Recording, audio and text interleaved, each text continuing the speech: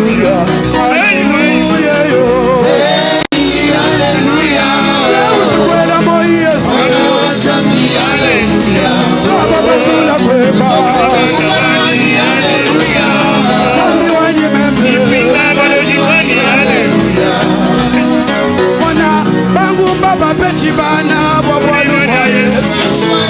Balanda babechi byuma bwalu kwa Yesu. Chamakanda wani hallelujah Hosanna. Chipinga baloshi wani hallelujah hallelujah yo. Hey hallelujah oh yes wala wasami hallelujah oh Yesu tukwela moyo yo wala wani hallelujah papa wani mema chipinga baloshi wani hallelujah mukale amunanye nukale amunanye kumpala wa doswe lele chako mwingiyo mukale amunanye kumpala wa doswe lele chako mwingiyo mukale amunanye sandi munanya papa munanya lele chako mwingiyo mukale amunanye papa wanye wakwenda nende munanga Yesu munanga Yesu munanga papa wanye kalenga munanga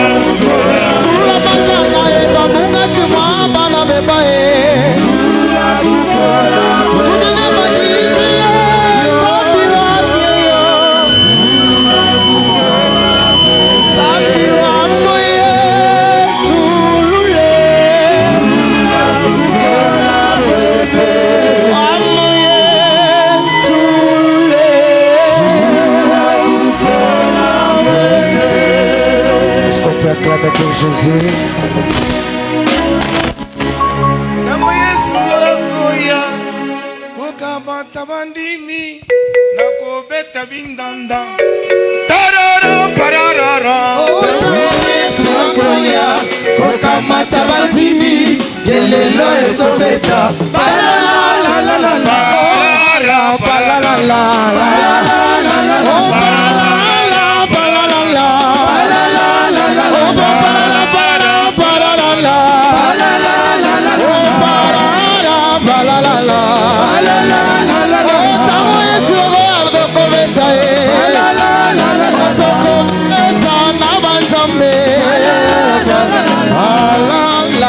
la la la.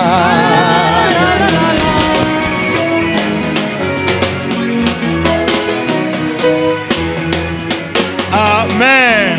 Amen.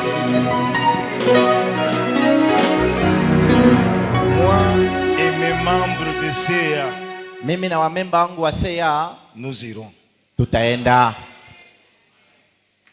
Celui qui a dit Amen va aller. Amen.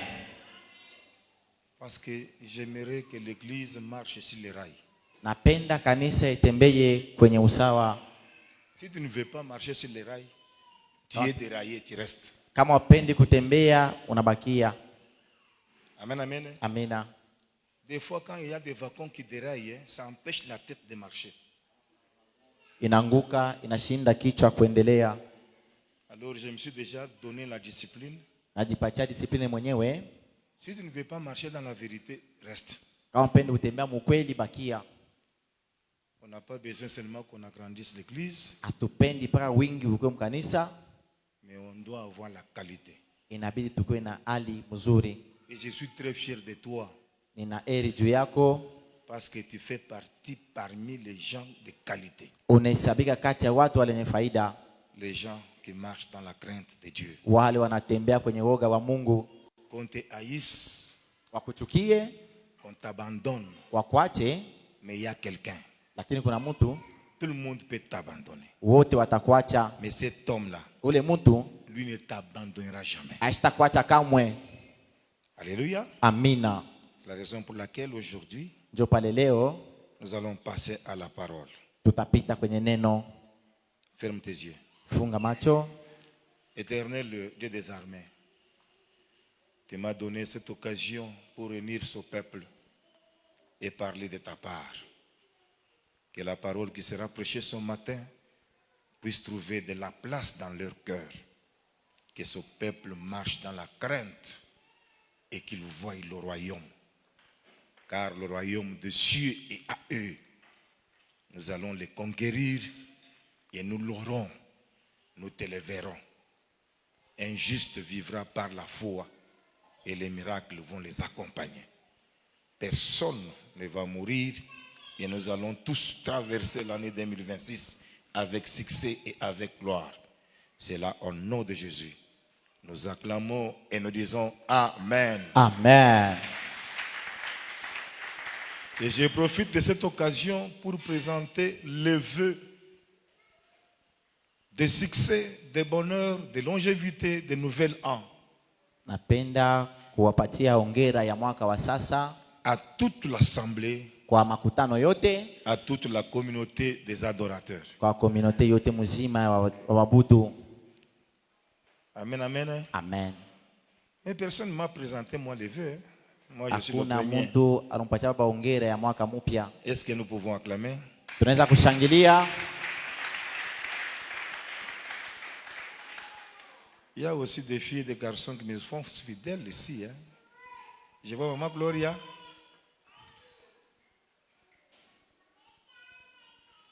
Est-ce que nous pouvons acclamer? Tunaweza kushangilia. On acclame pour toi. Hein? Wanakushangilia. Et la sœur Liv, on peut aussi acclamer pour la sœur Liv. Tumshangilie na dada na yeye. Quand le père voit ses fils et ses filles, je suis content. Kama anaona Biana na wabinti wake anafurahi. Chimbalanga Olive. Non, que chacun me salue 3 personnes. Kila mtu anamkia watu watatu mkanisa. Non seulement ton voisin. Hapa mpaka jirani yako. pouvez saluer 3 personnes dans l'église. Et la sœur Fayel avec son mari. Vous êtes mes enfants, je suis tellement très fier de vous. Baba na furaha juu yenu watoto. Et ma chérie, je suis aussi très fier de toi. Oui. Toi, tu n'es pas fier de moi? Maman Cathy, je suis fier de toi. Avec papa Alex. Amen. Amen. Nous passons à la parole. Tunapita kwenye neno. J'avais donné comme thème: Aileta mada, pourquoi ma souffrance est-elle continuelle? sababu gani mateso yangu yanaendelea? C'est ça le thème que nous avons parlé tout au long de ce mois. Ilikuwa ni mada ile tunasemezea mwezi mzima Dans toute la communauté. maparokia yote. Et j'ai dit que c'était aujourd'hui que je devais pouvoir conclure à ce thème. Na ni leo ile tutaweka nukta kwa hii mada. Je ne sais pas dans d'autres paroisses dans quels angles ils avaient pris. Sijui maparokia ingine namna gani walihubiri. Mais faute de temps, je vais un peu parler superficiellement. Kukosa kwa wakati baba atasema juu. Mais je vais aller avec l'essentiel. Atenda na ya faida. Le thème là est tiré du livre Mada inatosha mkitabu de Jérémie chapitre 15, ya Yeremia sura 15 verset 18 jusqu'au 21e.